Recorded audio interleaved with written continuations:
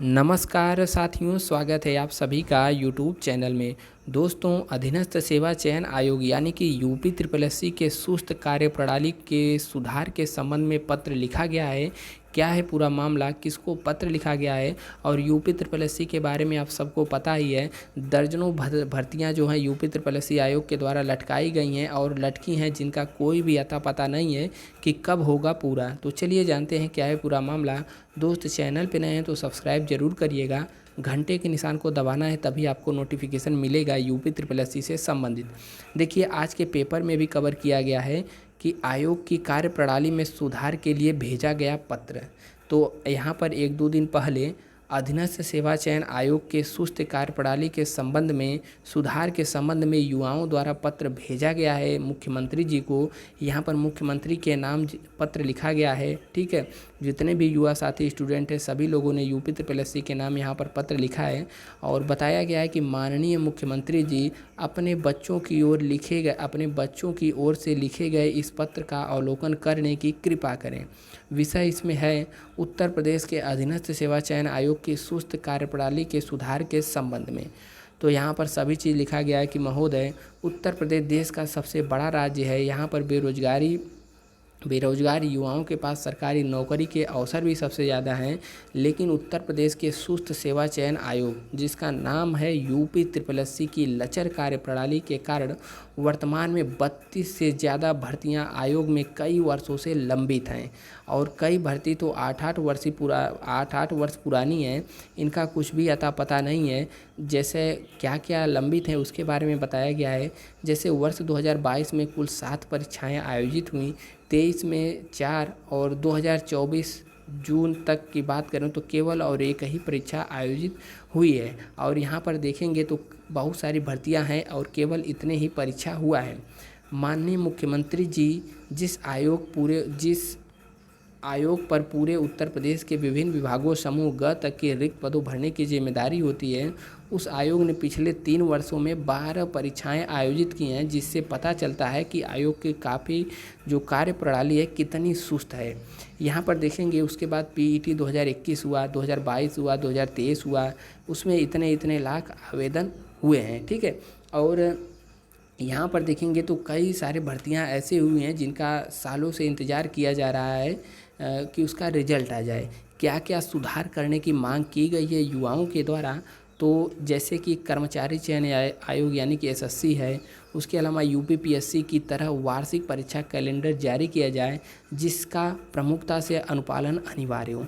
आप सभी को पता है यह सब जो आयोग हैं अपना परीक्षा कैलेंडर जारी करते हैं कि कब होगा एग्ज़ाम, लेकिन यूपी ट्रिपल एससी के द्वारा पहले तो ऐसा किया जाता था, लेकिन कैलेंडर जो जारी भी किया जाता था उसका कभी अनुपालन नहीं हुआ करता था। लेकिन वर्तमान में देखें तो कैलेंडर भी नहीं आ रहा है, जिससे सभी के मन में एक संशय है कि कब तक होगा एग्ज़ाम। सालों सालों तक एग्ज़ाम का कोई अता पता नहीं है। दूसरा है कि वर्ष 2015 अथवा इससे पूर्व एवं इसके बाद की समस्त लंबित भर्तियां आगामी 3 महीने के अंदर हर स्थिति में पूरा कर ली जाएँ। 3 महीने की बात की जा रही है युवाओं के द्वारा। अब आयोग देखना है, यह तो केवल एक सुधार के लिए मांग की जा रही है। ऐसा यदि हो जाए तो काफ़ी लोगों की ज़िंदगी यहाँ पर जो वर्षों से जूझ रही है इस भ्रम में कि हमारा क्या होगा, शायद अच्छी हो जाए। तीसरा है सभी नए विज्ञापनों को जारी करने की तिथि से 3 माह के भीतर परीक्षा, उसके अगले 3 माह के भीतर रिजल्ट एवं आगामी 2 माह के भीतर नियुक्ति प्रक्रिया को पूरा किया जाए। विशेष परिस्थितियों को छोड़कर अर्थात 8 माह में भर्ती परीक्षा पूर्ण की जाए, ऐसा मांग है। चौथा मांग है कि सभी अभ्यर्थियों को उनके भर्तियों के वर्तमान स्थिति की जानकारी लिखित रूप जब अभ्यर्थीगण वो चाहें प्राप्त कर सकते हों, ऐसी तत्काल व्यवस्था की जाए और आयोग के वार्षिक कार्यों की समीक्षा की जाए, जिसमें माननीय अध्यक्ष एवं माननीय सचिव जी कि अपने कार्यों के लिए शासन के समक्ष जवाबदेही तय की जाए, ताकि सभी भर्तियों के वास्तविक प्रगति का पता लगाया जा सके। और यहाँ पर छठा पॉइंट है विज्ञापित भर्तियों को पूरा करने का क्रम निर्धारित किया जाए जो उनकी जारी करने की तिथि के अनुसार हो, इसमें न्यायालयी विवाद को छोड़कर। यहाँ पर देखेंगे तो बहुत सारी ऐसी भर्तियाँ हैं जो कि जल्दी ही आई, जल्दी कंप्लीट भी हो गई। ठीक है, आप देखे होंगे। और वर्ष 2015 से 16 से 19 से जो भी भर्तियाँ अभी लटकी हुई हैं, लेकिन कुछ भर्तियाँ ऐसी हैं जो 2021 में आई, 22 में आई या फिर 20 में आई, उनको कंप्लीट कर लिया गया है। तो ऐसा मतलब क्रम से एक निर्धारित किया जाए कि किसका क्रम जिस प्रकार से भर्ती आई है उसको उसी प्रकार से कंप्लीट किया जाए, कुछ विशेष परिस्थितियों को छोड़कर। और परीक्षा फल अभिलेख परीक्षण देते समय अभ्यर्थियों के नंबर तथा उनकी रैंक भी जारी किया जाए और अंतिम परिणाम के बाद वेटिंग लिस्ट का प्रावधान किया जाए। कि यह सबसे इम्पोर्टेंट पॉइंट है, क्योंकि बहुत सारी भर्तियां ऐसी होती हैं कि उसमें अभ्यर्थी मतलब भर्ती से भी कम उसमें लिए जाते हैं। ठीक है, उतने मिलते ही नहीं हैं और बाद में किसी को बुलाया नहीं जाता, वेटिंग लिस्ट नहीं रखी जाती, ऐसे में काफ़ी पद खाली चले जाते हैं। और ऐसा इसलिए होता है कि एक एक भर्ती में मतलब हर एक भर्ती में बहुत सारे भर्तियों को युवा शामिल हुए रहते हैं। ठीक है, और जो बड़ी पोस्ट होती हैं वह उसमें रिजाइन करके चले जाते हैं, जिसके कारण जो पद उस भर्ती में रहते हैं खाली हो जाते हैं और पीछे से युवाओं को बुलाया नहीं जाता है। तो यहाँ पर वेटिंग लिस्ट का भी प्रावधान किया जाए, ऐसी मांग है और ऐसा किया जाना चाहिए। ठीक है, और यहाँ पर एक बार देख लेंगे क्या है सभी भर्तियों की स्थिति।